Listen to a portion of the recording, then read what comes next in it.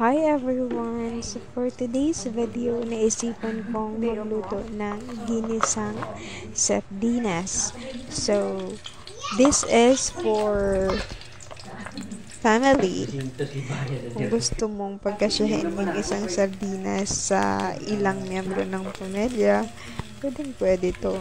So, una is pinainit ko lang yung garlic and then sibuyas, mix it well, and then kapag medyo brown na yung garlic, medyo mabango na din yan,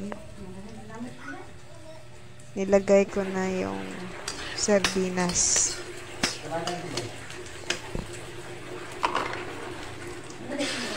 Masarap din kapag may kamatis.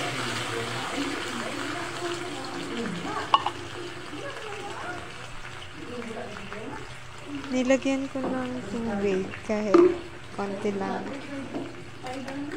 Pwede din naman na wag mo nang lagyan, depende sa'yo. Pero kung marami kayong kakain, pwede mong lagyan ng tubig para kasya.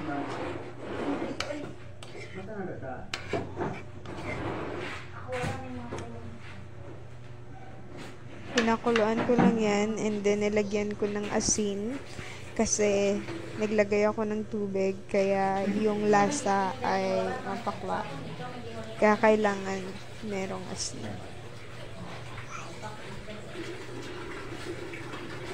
Hinintay ko lang yung ilang minuto at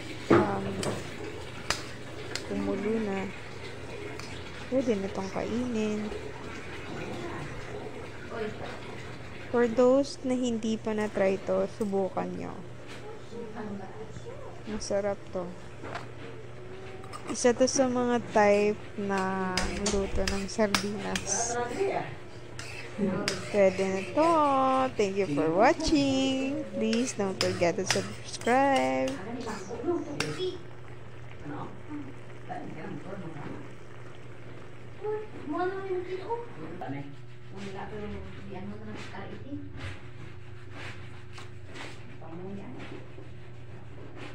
Sarap,